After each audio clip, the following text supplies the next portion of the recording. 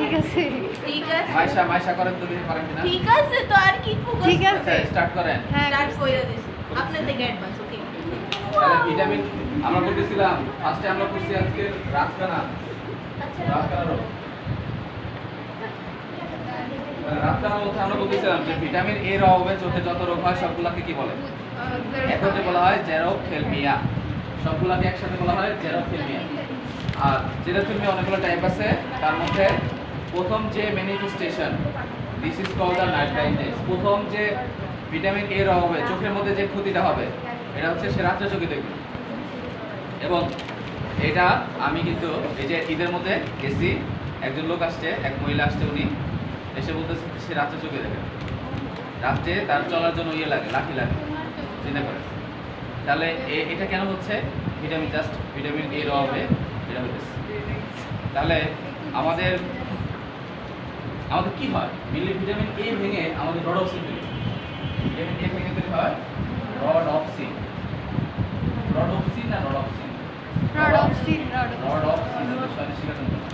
Vitamin A ভেঙে তৈরি হয় রডপসিন আচ্ছা রডপসিন নামক এক ধরনের সাবস্টেন্স যারা কি করে রডপসিন থেকে তৈরি করে রড কোষ মানে এগুলা রড কোষ তৈরি হয় আর রড কোষ আমাদের রাত্রে দেখতে সাহায্য করে কম আলোতে হ্যাঁ কম আলোতে দেখতে সাহায্য করে দেখতে সাহায্য করে তাহলে কি বললাম ভিটামিন এ ও ভেঙে তৈরি করে রডপসিন থেকে তৈরি হবে রড কোষ তো রড কোষের কাজ কি আমাদের চোখের মধ্যে কর্নিয়া যে আছে চোখের মধ্যে রেটিনা আছে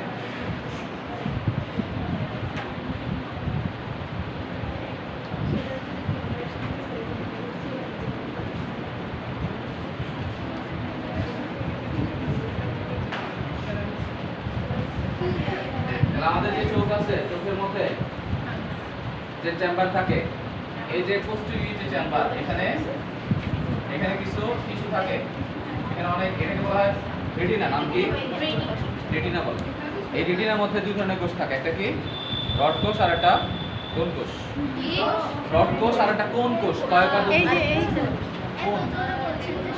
কোন আর একটা রড এটা দেখতে কি রকম হয় তো দেখতে কোন আমরা আইসক্রিম খাই না দেখতে অনেকটা কোণের মতো এর জন্য বলা হয় কোন কোষ তাহলে এটা হচ্ছে রড কোষ দেখতে অনেকটা রডের মতো মানে দণ্ডের মতো আর ওগুলো দেখতে একটা কোণের মতো কোণ দিয়ে চিকন হয় এক পর্যায়ে তাহলে রড কোষ কোন কোষের কাজ হচ্ছে সে আমাদের ব্রাইট লাইটে দেখতে সাহায্য করে কালারফুল সাবস্টেন্স দেখতে সাহায্য করে আর রড কোষের কাজ হচ্ছে সে আমাদের কম লাইটে দেখতে সাহায্য করে মানে কোন কোষগুলো থেকে আসে এটা আমাদের কোন থেকে আসে খাদ্যের উপাদান থেকে হয় প্রোটিন এগুলো সব প্রোটিন থেকে হয় দ্যাট মিন্স আমাদের ভিটামিন এ থেকে তৈরি হয় রডপসিন থেকে তৈরি হয় রড কোষ আর রড কোষের কাজ কি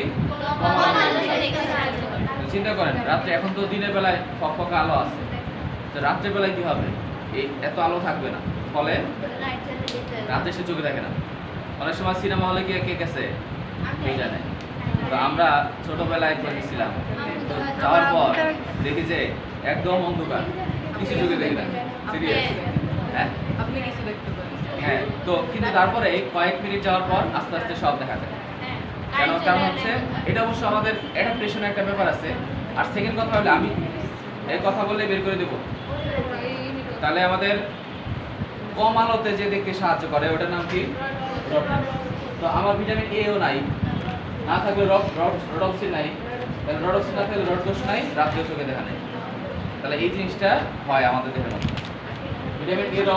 ভিটামিন এ ভেঙে তৈরি হয় রডপসিন থেকে তৈরি হয় রড কোষ আমাদের দেখতে সাহায্য করে ভিটামিন এ না খাইলে কি হবে রাতে চোখে দেখবে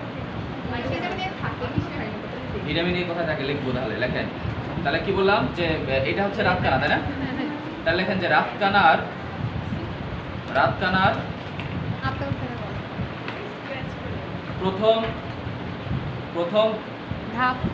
প্রথম 4টি অথবা 5টি ধাপের মধ্যে আচ্ছা 4টা অবলিক 5টা 4টা বা 5টা 4-5 লেখেন প্রথম 4-5টি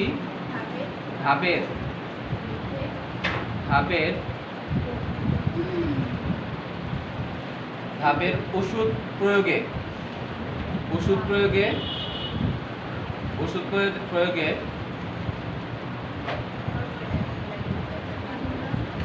প্রয়োগে জেরপ্থ্যালমিয়া দূর হয়। মানে আমাদের অনেকগুলো টাইপ আছে জেরপ্থ্যালমিয়া। আমরা ফার্স্টে বলি যে চোখের ভিটামিন এ এর অভাবে যা হয় সবগুলোকে বলা হয় জেরপ্থ্যালমিয়া। তো জেরপ্থ্যালমিয়া কয়টা টাইপ আছে? 9টা। এর মধ্যে প্রথম 4টা অথবা 5টা এই টাইপে যদি কেউ এফেক্টিভ থাকে তাহলে তাকে ট্রিট করা যাবে, তাকে ট্রিটমেন্ট দিলে ঠিক হবে। এরপরে ঠিক হবে না, তাকে কি করতে হবে? চিন্তা করেন আমার কর্নিয়া নষ্ট হয়ে গেছে, তাহলে ওষুধ দিলে ঠিক হইব? তার কর্নিয়াটা চেঞ্জ করে ভালো কর্নিয়া দিতে হবে, অথবা আর্টিফিশিয়াল কিছু দিতে হবে। লেন্স যদি ক্ষত হয় তাহলে সেক্ষেত্রে লেন্স দিতে হবে। এই জন্য বলা হচ্ছে প্রথম 4 ধরন অথবা 5 ধরন, পঞ্চম পর্যায় অথবা 4র্থ পর্যায় পর্যন্ত ঠিক আছে, ওষুধ খেলে ঠিক হবে, কিন্তু তারপরে আর ঠিক হবে না। কারণ তারপরের ধাপগুলা চোখের জন্য ইরিভার্সিবল ড্যামেজ হয়ে যায়। তাহলে কি বললাম? প্রথম 4 অথবা 5ম ধাপ পর্যন্ত ওষুধ প্রয়োগে কি হয়? ঠিক হয়, ওষুধ প্রয়োগে নিরাময় হয়। কিন্তু এরপর কর্নিয়া প্রতিস্থাপন করতে হয়। দেখেন, কিন্তু এরপর কর্নিয়া দূর হয়, কিন্তু এরপরের ধাপগুলোতে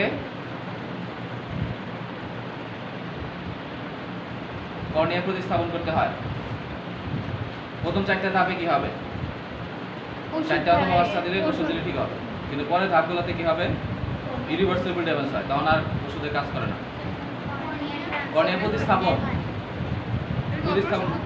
হ্যাঁ, অপারেশন করতে হবে।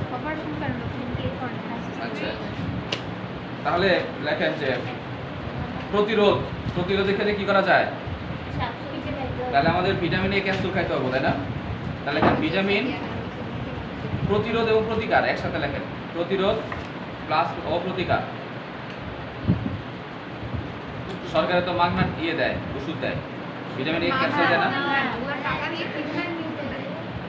না না না, এটা তো আমাদের দেখবেন যে ভিটামিন এ ক্যাপসুলে কিন্তু 3টা টাইপ আছে। ভিটামিন এ ক্যাপসুল 3 ধরনের কালার হয়, দেখছেন নাকি? ভালো করে লক্ষ্য করেন। লাল যেটা এটার মধ্যে 1 লাখ ইন্টারন্যাশনাল ইউনিট থাকে।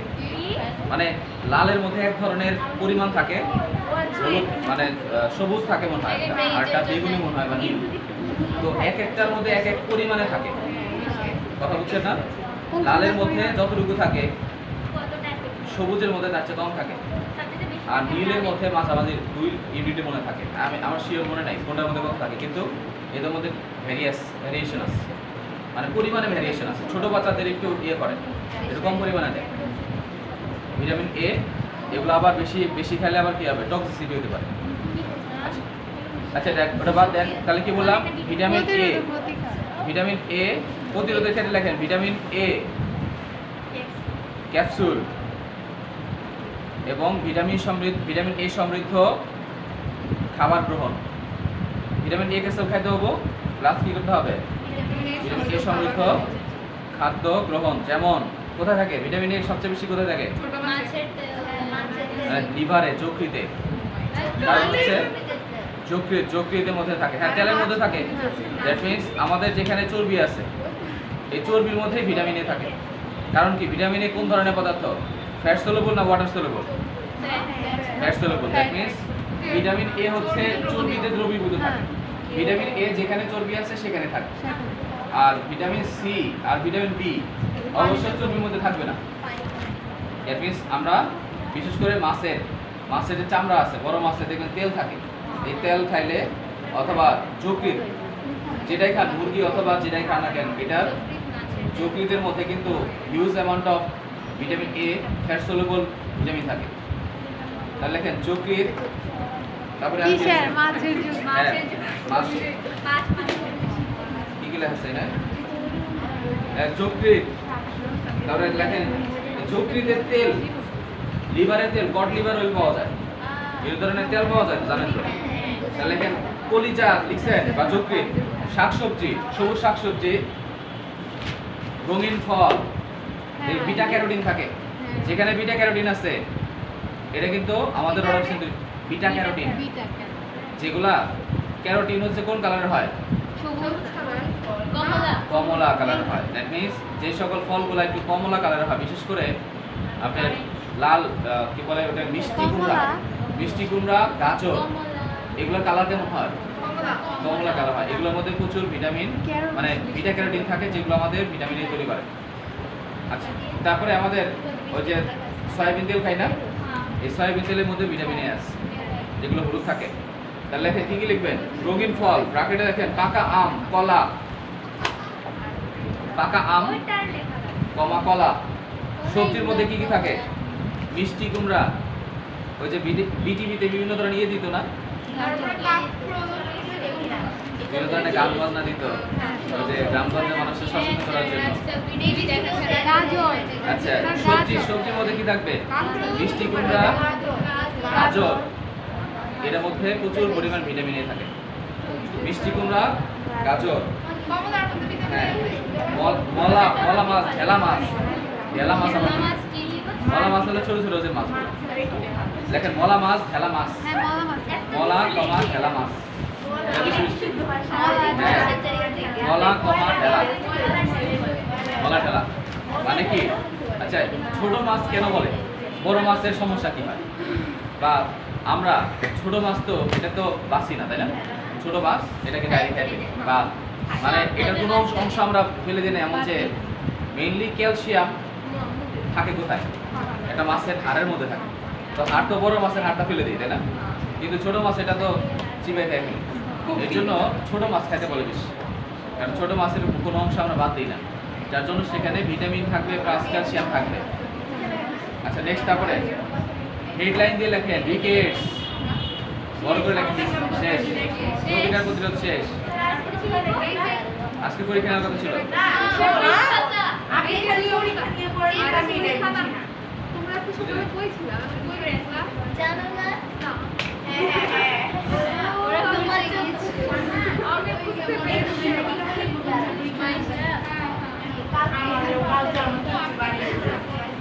এই নাম লেখেন তো, এটা নাম লিখে নাম, মোবাইল নাম্বার আর স্কুলের নাম লেখেন। আচ্ছা, নেক্সট তারপরে কি বললাম? লেখেন হেডলাইন দিয়ে লেখেন, হেডলাইন দিয়ে লেখেন রিকেটস, রিকেটস, রিকেটস ররি শিকার পায়কার টপ উদ্দেশ্য।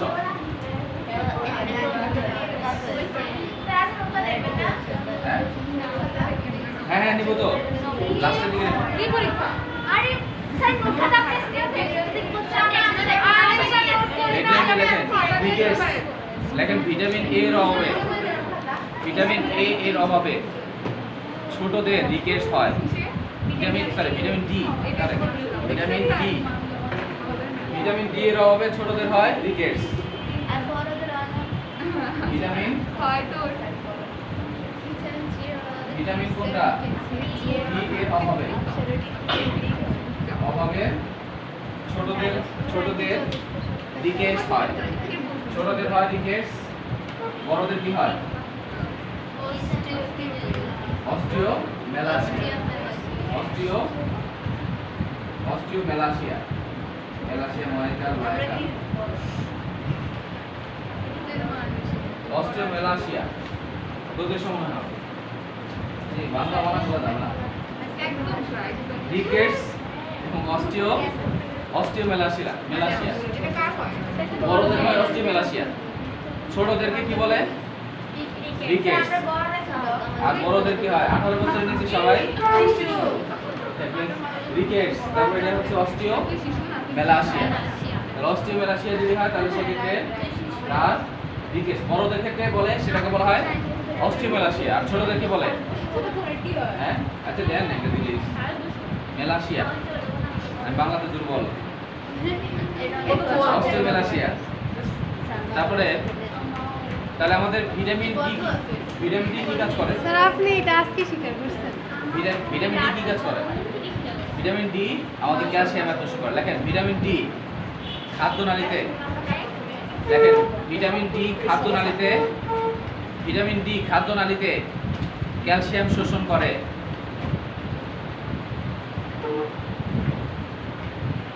ভিটামিন ডি খাদ্যনালীতে ক্যালসিয়াম শোষণ করে।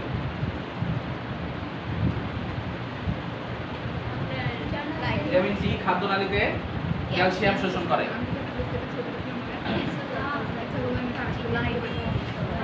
ক্যালসিয়াম শোষণ করে এবং হাড়ে ক্যালসিয়াম সঞ্চয় করে রক্তে ক্যালসিয়ামের পরিমাণ নিয়ন্ত্রণ করে আবার বলেন এবং হাড়ে ক্যালসিয়াম সঞ্চয় করে এবং হাড়ে ক্যালসিয়াম সঞ্চয় করে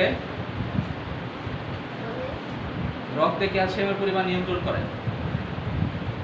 হাড়ে ক্যালসিয়াম সঞ্চয় করে রক্তে ক্যালসিয়ামের পরিমাণ নিয়ন্ত্রণ করে ক্যালসিয়াম এর পরিমাণ নিয়ন্ত্রণ করে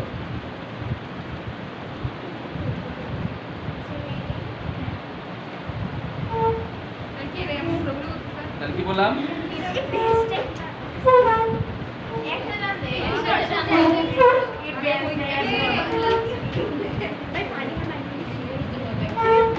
তাহলে কি বললাম হাড়ে ক্যালসিয়ামের পরিমাণ নিয়ন্ত্রণ করে সঞ্চয় করে হ্যাঁ ক্যালসিয়ামের পরিমাণ সঞ্চয় করে রক্তে ক্যালসিয়ামের পরিমাণ নিয়ন্ত্রণ করে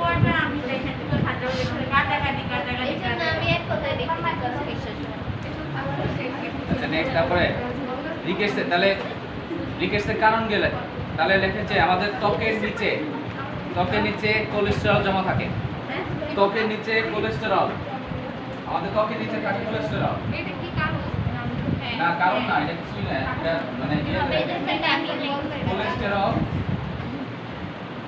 আমাদের ত্বকের নিচে কোলেস্টেরল জমা থাকে কথা বলে বের করে দিব আমাদের ত্বকের নিচে কোলেস্টেরল জমা থাকে লিখছেন কই লেখা দেখান কোলেস্টেরল লেখাটা দেখান ত্বকে নিচে কোলেস্টেরল জমা থাকে এবং সূর্যরশ্মির সংস্পর্শে কোলেস্টেরল থেকে ভিটামিন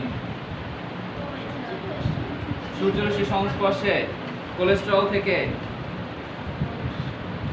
আগে না কোলেস্টেরল থেকে তারপরে লেখেন এই পর্যন্ত শেষ তারপরে কিছু লেখা যাবে না কোলেস্টেরল থেকে যকৃৎ এবং কিডনির সাহায্যে আবার বলি ত্বকের নিচে কোলেস্টেরল জমা থাকে এবং সূর্যরশ্মির সংস্পর্শে উক্ত কোলেস্টেরল যকৃৎ এবং উক্ত কোলেস্টেরল যকৃৎ এবং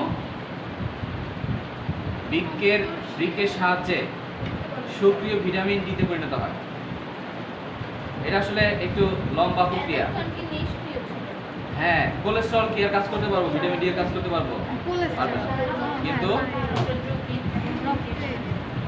আমার অবশ্য চ্যাপ্টার 9 এ এই এটা লেখা আছে মানে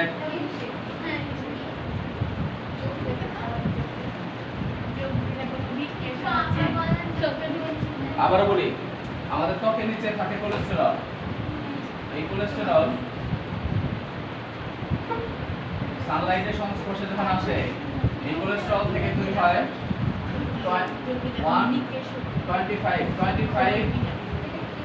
1 ডাইহাইড্রক্সি আচ্ছা এটা লেখার দরকার নাই শুধু মনে রাখেন ডাইহাইড্রক্সি এটা লেখার দরকার নাই হাইড্রক্সি কোলেস্টেরল হাইড্রক্সি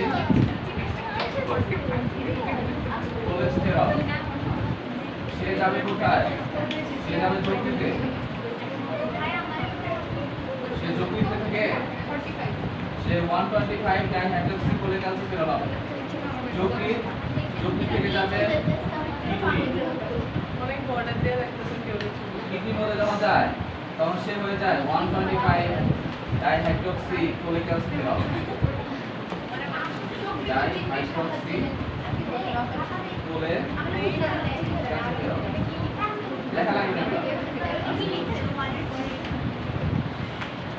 এটা হচ্ছে একই দেখেন ওই যে বললাম আমরা বলি যে সূর্যরশ্মি মানে রোদে মানে আমরা এটা যদিও বলি কিন্তু কথাটা ভুল যে আমরা সূর্যরশ্মি থেকে কোলেস্টেরল পাই সরি ভিটামিন ডি পাই সূর্যরশ্মি ডাইরেক্ট এরকম অবতারণার মতো করে না কোনো কিছু নিয়ে আসে না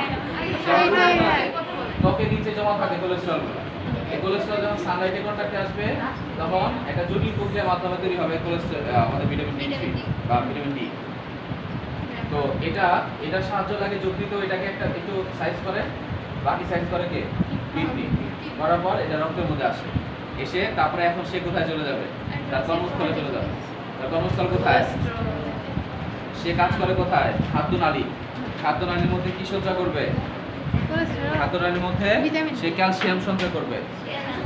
ক্যালসিয়াম ডাইহাইড্রক্সি কোলেস্টেরলে পরে সে যকৃতে যাবে, যকৃতে গিয়ে আরো একটু শক্তি হবে, B3 হবে। এখান থেকে এখানে আসলে এক্স্যাক্টলি আমার যৌগগুলোর নাম বলে নাই, কিন্তু একটি ভিটামিন বি এর নাম মনে আছে। এখানে যকৃতে যাবে, যকৃত থেকে যাবে কিডনিতে, কিডনিতে যাওয়ার পর আলটিমেটলি সে তৈরি হবে সক্রিয় ভিটামিন মানে ডি। হ্যাঁ, এটা কি এটা যকৃত, এটা হচ্ছে কিডনি। মানে যকৃত আর এটা হলো বৃক্ক। দ্যাট মিন্স কোলেস্টেরল তৈরির ধাপ আছে, আমি অন্য চ্যাপ্টার আছে এটা দিয়ে দিব, সেটার মধ্যে লেখা আছে, কিন্তু ইটস নট সো ইম্পর্টেন্ট। হ্যাঁ, 1,25 ডাইহাইড্রক্সি, এগুলো লিখতে হবে না, এগুলো শুধু জানার জন্য, এটা লিখতে হবে না, কিন্তু কথা হলো এটা শুধু জানার জন্য, নাথিং এলস। ওকে, তাহলে এই কোলেস্টেরল যে তৈরি হলো, তাহলে এই ভিটামিন, এটা মূলত ভিটামিন ডি, এটা ভিটামিন ডি। এই ভিটামিন ডি এখন কি করবে? সে খাদ্যনালীর মধ্যে থেকে ক্যালসিয়াম অ্যাবজর্পশন করবে, ক্যালসিয়াম অ্যাবজর্পশন করে এই ক্যালসিয়ামকে রক্তের মধ্যে নিয়ে আসবে, রক্তের মধ্যে থেকে আবার নিয়ে আসবে কোথায়? হাড়ের মধ্যে ক্যালসিয়াম জমে জমে আমাদের হাড়গুলা শক্ত করবে। এখন চিন্তা করেন কেউ ভিটামিন ডি তার কম আছে দেহের মধ্যে, তাহলে ক্যালসিয়ামের মধ্যে ক্যালসিয়াম কি জমা হবে হাড়ের মধ্যে? হাড়ের মধ্যে ক্যালসিয়াম আসবে না, ফলে হাড়ের ছোট বাচ্চা যদি হয় তাহলে ওর কেমন হবে? আমরা নরমালি এমন করে হাঁটি, এটা আমার হাত, ওর হাতটা ও সব হাঁটবে এমন করে, ওর হাত পা বাঁকা হয়ে যাবে, বাঁকা হয়ে যাবে। বাঁকা হয়ে যাবে। বড় মানুষের হতে পারে, বড় মানুষের হাত পা বাঁকা হয়ে যায় ডিউ টু ভিটামিন ডি থাকে না, যার ফলে ক্যালসিয়াম শোষণ করতে পারে না। আচ্ছা, তাহলে এর জন্য প্রত্যেকদিন মিনিমাম 10 থেকে 15 মিনিট সানলাইটে কন্টাক্টে যাওয়া উচিত। নেক্সট তাহলে লেখেন রিকেটস, তারপরে লেখেন যে কারণ তো বললামই না, লক্ষণ লেখেন, লক্ষণ। আচ্ছা, কারণ লেখেন তাহলে, কারণ রিকেটস, হ্যাঁ, কারণের মধ্যে তাহলে কি? ভিটামিন ডি এর অভাব, ভিটামিন ডি এবং ক্যালসিয়ামের অভাব। দেখেন রিকেটস কেন হয়? লেখেন ভিটামিন ডি এর অভাবে রিকেটস হয়। কারণ লেখেন, কারণ হলো ভিটামিন ডি লেখেন, কারণের মধ্যে লেখেন ভিটামিন ডি, ক্যালসিয়াম। আচ্ছা, ক্যালসিয়াম, ভিটামিন ডি লেখেন আগে, এখানে মুখ্য বিষয় হলো ভিটামিন ডি। আচ্ছা, ভিটামিন ডি, তার লক্ষণ লেখেন, লক্ষণের মধ্যে কি হবে? হাড় কমজোর হবে, তাহলে লেখেন হাড় দুর্বল হয়ে যাওয়া, গিট ফুলে যাওয়া, হাড় দুর্বল হয়ে যাওয়া, গিট ফুলে, জয়েন্টগুলো ফুলে যেতে পারে। হ্যাঁ, মানে অস্থিসন্ধি ফুলে যাওয়া, তারপরে হাড় দুর্বল হয়ে যাওয়া। লক্ষণ, কারণ,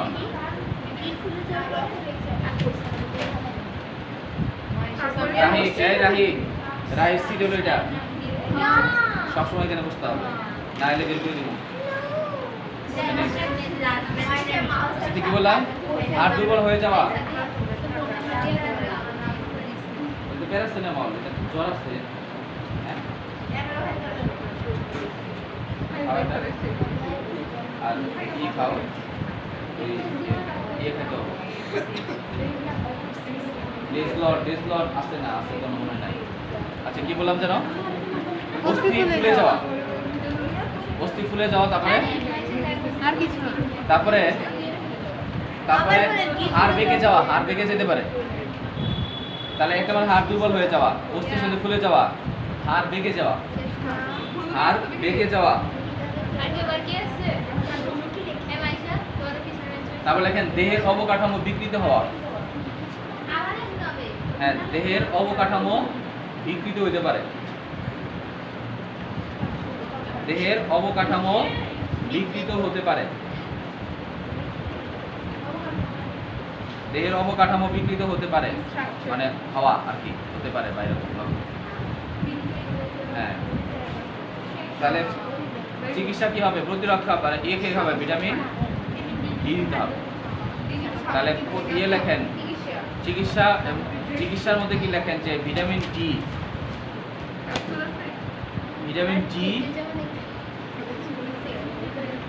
ডি, তারপরে কমা দিয়ে লেখেন ভিটামিন ডি সমৃদ্ধ খাদ্য গ্রহণ। ভিটামিন ডি খেতে হবে।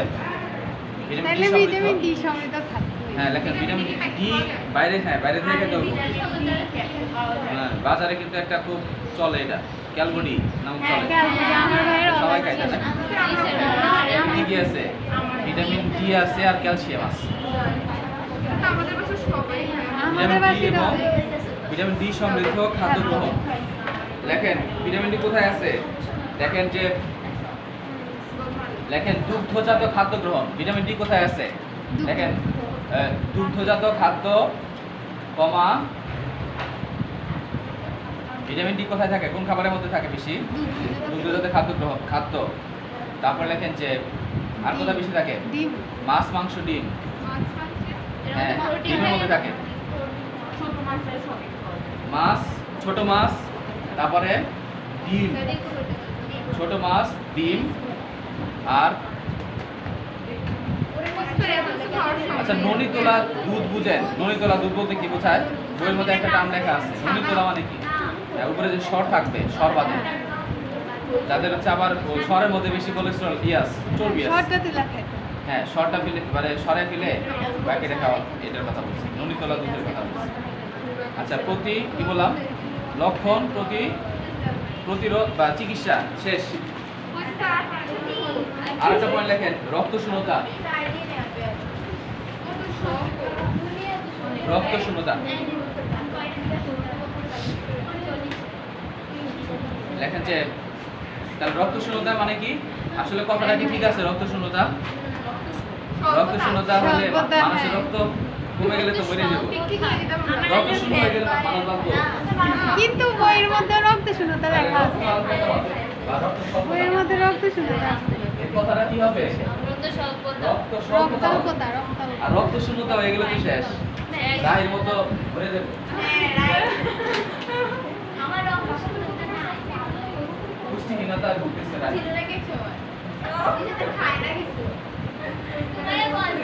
ও ডায়েটিং করে।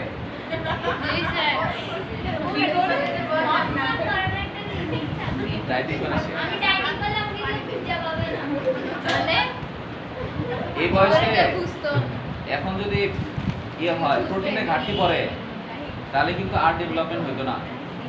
18-20 বছর হয়ে গেলে, 18 বছর হয়ে গেলে তো জয়েন্টগুলো জোড়াই লাগে। আল্লাহ তাহলে রক্ত শূন্যতার ক্ষেত্রে কি বললাম?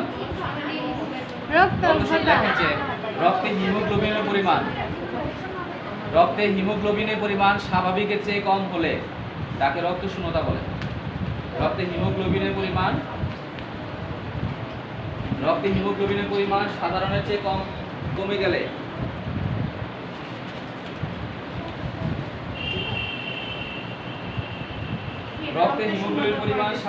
কমে গেলে তাকে রক্তাল্পতা বলে। হ্যাঁ স্বল্পতা বা রক্তাল্পতা। রক্ত স্বল্পতা,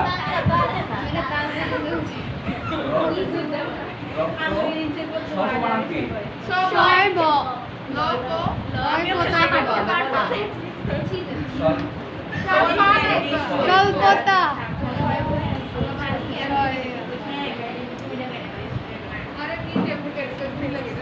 রক্ত স্বল্পতা লিখতে নেই। রক্ত স্বল্পতা অ্যানিমিয়া, এটা ব্র্যাকেটে অ্যানিমিয়া।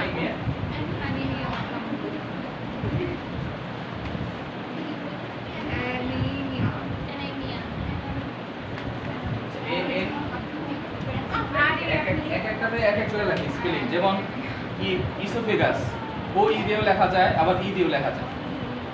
ANEMIA অ্যানিমিয়া, রক্ত শূন্যতা বা রক্তাল্পতা আছে। তাহলে আমাদের হিমোগ্লোবিনের অভাবে কি হয়?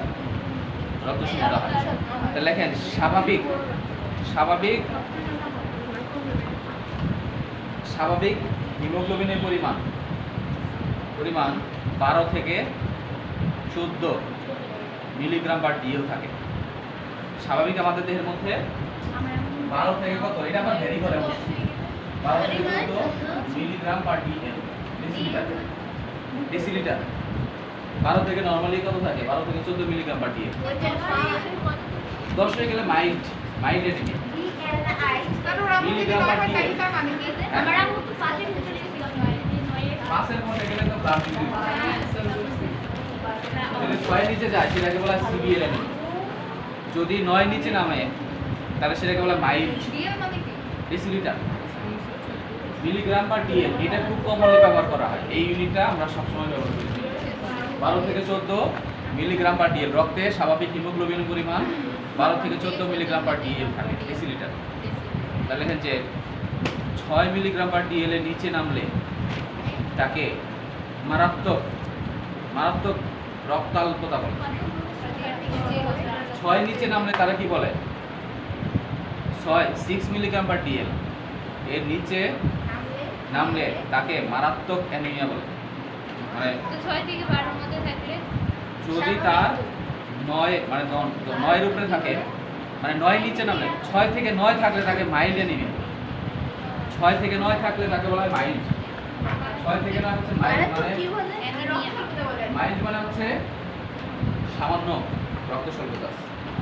আর 6 এর নিচে যদি থাকে তাহলে সেটাকে বলা হয় সিভিয়ার অ্যানিমিয়া। 6 এর নিচে হইলে তাহলে সেটাকে বলা হয় সিভিয়ার। আর যদি 6 থেকে 9 হয় তাহলে সেটাকে মাইল্ড অ্যানিমিয়া। আর সিভিয়ার হইলে তাকে ব্লাড দিতে হবে। তাহলে যদি 6 আসে অথবা 6 নিচে চলে যায় তাহলে তাকে অথবা 7 আসে তাহলে সেক্ষেত্রে কি তার অপারেশন কেউ করবে? তাহলে তাকে রক্ত দিয়ে তার হিমোগ্লোবিন প্রত্যেক ব্যাগ রক্ত দিলে হিমোগ্লোবিন 1 অথবা 2 1.5 এরকম পরিমাণ বাড়ে। তাকে কারণ রক্ত মনে করেন যে 9 আছে তারপরে করবে না, অপারেশন করবে না, তাকে আগে হিমোগ্লোবিন পরিমাণ বাড়াইতে হবে। আচ্ছা, তাহলে এটা গেল। তাহলে আমাদের হিমোগ্লোবিন মেইনলি আমাদের কি করে?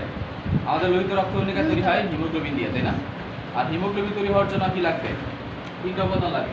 একটা হচ্ছে আয়রন, ফলিক অ্যাসিড, আর একটা ফলিক অ্যাসিড আর কি?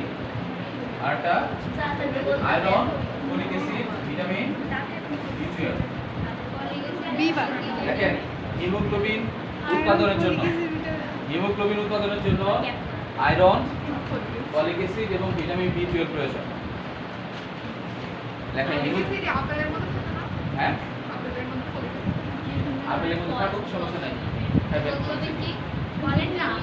Iron, folic acid, vitamin B12 প্রয়োজন। আমাদের হিমোগ্লোবিন তৈরি হওয়ার জন্য 3টা উপাদান অবশ্যই লাগবে। কি? আয়রন, ফলিক অ্যাসিড আর vitamin B12। Iron, folic acid, vitamin B12। Maximum 90% female তাদের মাইল্ড অ্যানিমিয়া থাকে, শরীরের মধ্যে রক্তশূন্যতা থাকে। দ্যাট মিন্স তাদের কমনলি যেটা হয় সেটা হচ্ছে আয়রনের ঘাটতির জন্য হয়। ফিমেলের ক্ষেত্রে ইন কেস অফ ফিমেল আয়রনের ঘাটতির জন্য অ্যানিমিয়া হয়। লৌহ। তাহলে লেখেন যে বাংলাদেশে আয়রন এর ঘাটতিতে সবচেয়ে বেশি অ্যানিমিয়া লক্ষ্য করা যায়। বাংলাদেশে আয়রন এর অভাবে সবচেয়ে বেশি অ্যানিমিয়া ঘটে। এই 3টা উপাদানের মধ্যে বাকি 2টা উপাদান নরমালি খাদ্যের মাধ্যমে খালে হয়, বাট কমনলি যেটা হয় সেটা হচ্ছে আয়রনের অভাবের কারণে। আয়রনের অভাবে সবচেয়ে বেশি অ্যানিমিয়া হয়। আচ্ছা ও উঠে আসুক, এখানে আসুক। হ্যাঁ আসতে বলছি গেলেন। আর ওরে বসতে দেন, আপনি চলে আসেন। হ্যাঁ না ওরা ওখানে গল্প করছে। এখানে আসতে বলছি না, টাটা বলে লাভ নাই, আপনি চলে আসেন। আপনার ভিসা চলে আসছে এখানে, ওর ভিসা চলে বসছে, ওর জায়গা দেন। আচ্ছা ঠিক আছে, ও এখানে থাকুক, আর 2 দিন চাপেন, আর ও এখানে আসুক।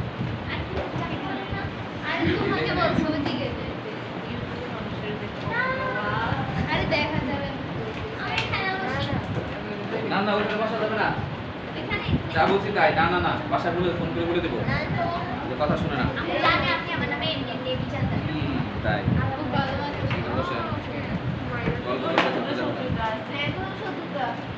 তাহলে কি বললাম? আমাদের আয়রন, ফলিক অ্যাসিড এবং ভিটামিন B12 এগুলোর অভাবে কি হয়? হিমোগ্লোবিন তৈরি হয়। আচ্ছা সরি, অভাবে অ্যানিমিয়া হয়। তাহলে কারো যদি অ্যানিমিয়া হয় তাহলে তার লক্ষণ কি হবে? লক্ষণ লেখেন, রক্তশূন্যতার লক্ষণ। তার কারণ তো বোঝা গেল, কারণ কি? তার কারণ হলো এই যেগুলা, হ্যাঁ কারণ হলো কি? Iron, folic acid, vitamin B12। Iron, folic acid, vitamin B12। অনেকে দেখবেন যে এগুলো খুব মানে বাস্তব বিষয় আর কি।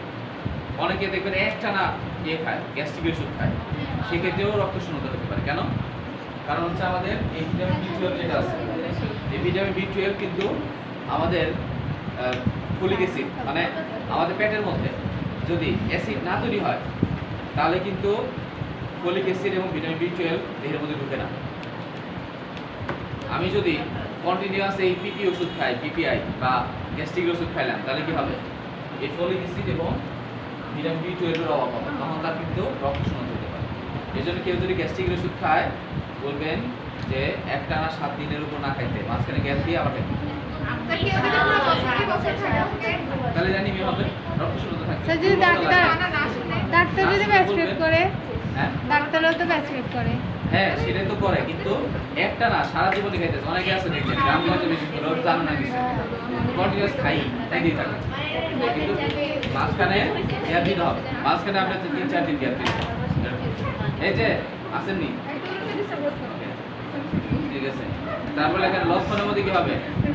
চিন্তা করেন, রক্ত শূন্যতা হয়েছে দেহের মধ্যে, তাহলে কি অক্সিজেন, আমাদের হিমোগ্লোবিনের কাজ যেন কি করছিলাম, হিমোগ্লোবিনের কাজ কি?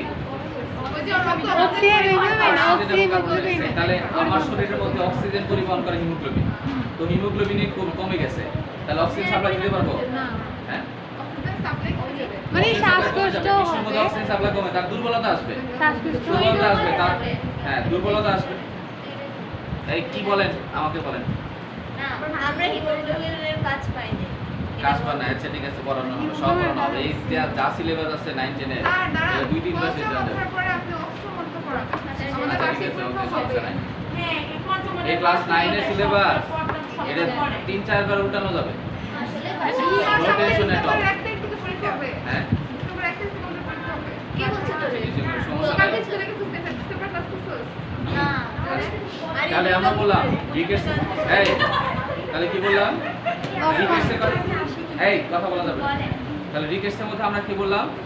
সরি, রক্তশূন্যতার মধ্যে লক্ষণ কি হবে? তার এক নম্বর হচ্ছে লেখেন যে দেখে অক্সিজেন সব অক্সিজেন না, লিখবেন যে লক্ষণ। লক্ষণ তার আপনি বাইরে গিয়ে ভেতর থেকে লিখবেন দিব না তো লিখবেন যে দুর্বলতা, শারীরিক দুর্বলতা। একটা নম্বর হচ্ছে তার শারীরিক দুর্বলতা হবে, একটা নম্বর হচ্ছে শারীরিক দুর্বলতা। 2 নাম্বার দিয়ে রাখেন, এক নম্বর হচ্ছে শারীরিক দুর্বলতা, 2 নাম্বার কি হবে? তারপর হচ্ছে লেখেন, আচ্ছা চেহারা ফ্যাকাশে হয়ে যাবে। ওকে ঠিক আছে, চেহারা ফ্যাকাশে হয়ে যাওয়া,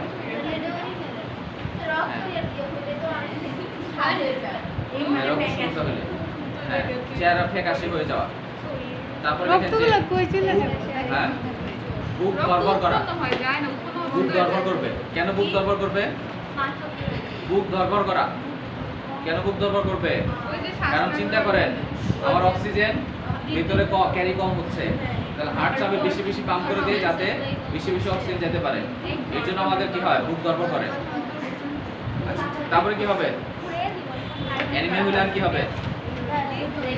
খাওয়ায় অরুচি, খাওয়ায় অরুচি এবং চোখে ঝাপসা দেখা, খাওয়ায় অরুচি এবং চোখে ঝাপসা দেখা, মাথা ব্যথা, অনিদ্রা, এগুলো তো কমন। আচ্ছা বুক ধড়ফড় করা, মাথা ব্যথা, কমা অনিদ্রা,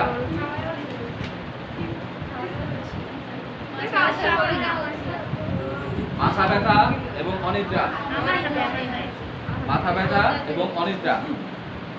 আচ্ছা তাহলে প্রতিকার, প্রতিরোধ লেখেন যে প্রতিকার, প্রতিকার তাহলে কি? প্রতিকার প্রতিরোধ একসাথে লেখেন, প্রতিকার প্রতিরোধ একসাথে লেখেন। তাহলে লেখেন যে লৌহ, লৌহ সমৃদ্ধ খাদ্য গ্রহণ, লৌহ সমৃদ্ধ খাদ্য গ্রহণ, লৌহ সমৃদ্ধ খাদ্য গ্রহণ।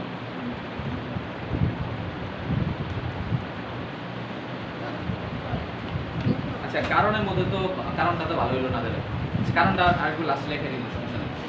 আচ্ছা, কি বললাম? লৌহ গঠিত খাদ্য গ্রহণ করতে হবে। তাহলে যেই খাদ্যের মধ্যে বা বিশেষ করে ফল ফ্রুট খাইতে হবে, যে সকল সবজি অথবা ফল কাটলে কালো হয়ে যায়, কাটার পর কালো হয়,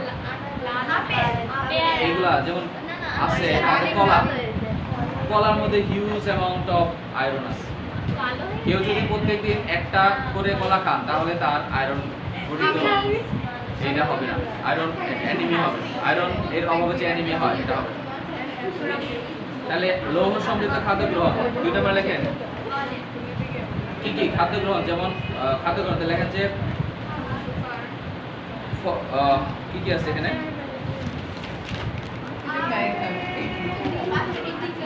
আচ্ছা, তারপরে আরেকটা লেখেন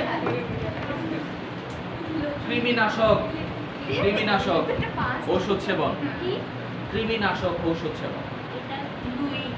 হ্যাঁ, কৃমির ট্যাবলেট খাইতে হইব কেন? আচ্ছা, কারণগুলোর মধ্যে তো একটু ইলাবোরেট লেখা উচিত ছিল। তাহলে দেখেন, কারো যদি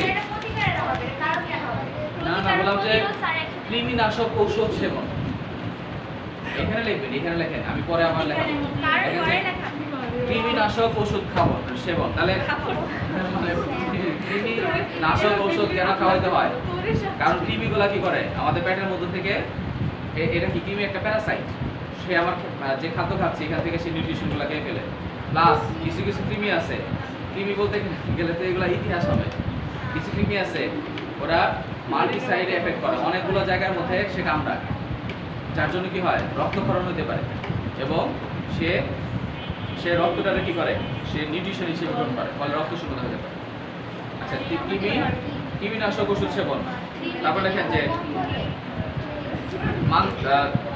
পুষ্টিকর খাদ্য, যেমন পুষ্টিকর খাদ্য যেমন যকৃৎ, মাংস, ডিম,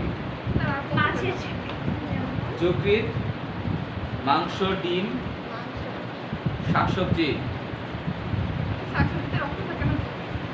শাকসবজি, চীনাবাদাম, আয়রন থাকে, আয়রন, ফলিক অ্যাসিড থাকবে, চীনাবাদাম, মসুর ডাল, ডাল খাইতে হবে, ডালের মধ্যে প্রচুর প্রোটিন থাকে। আচ্ছা, মসুর ডাল, খেজুরের গুড়, মসুরের ডাল, খেজুরের গুড় খাইতে পারেন, খেজুরের গুড়। তারপরে ফলমূল লেখেন যে আয়রন সমৃদ্ধ ফলমূল, ফলমূলের মধ্যে কি আছে? কলা, এক নাম্বার হলো কলা, কলা অবশ্যই খেতে হবে, কলা, আপেল, কলা, আপেল, আর কি আছে?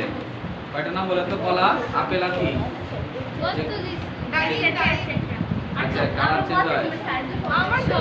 হ্যাঁ, ডালিম কাটলে আচ্ছা, ওকে, ঠিক আছে, তাহলে এগুলো খাইতে হইব। আচ্ছা, তাহলে স্টার দিয়ে লেখেন। আচ্ছা, 4 নাম্বার লেখেন তাহলে যে থ্যালাসেমিয়া রোগীদের রক্ত শূন্যতা হলেও আয়রন গঠিত খাদ্য খাওয়ানো যাবে না। এটা কিন্তু খুব ইম্পর্টেন্ট একটা বিষয়। থ্যালাসেমিয়া যাদের থ্যালাসেমিয়া থাকে, এটা one kind of genetic disease, জিনগত বংশগত এক ধরনের রোগ। যে রোগের ক্ষেত্রে কি হয় আমরা পড়বো, থ্যালাসেমিয়া নিয়ে পড়বো। তো থ্যালাসেমিয়া হলে কি হয়, ওদের দেহের মধ্যে খুব ইন্টারেস্টিং বিষয় মনে রাখেন, যাদের থ্যালাসেমিয়া হয় ওদের অ্যানিমিয়া থাকে, রক্তশূন্যতা থাকে, কিন্তু ওদের ক্ষেত্রে আয়রন কখনোই দিব না, কোনটা ইন্ডিকেটেড, আয়রন কখনো দেওয়া যাবে না। কেন?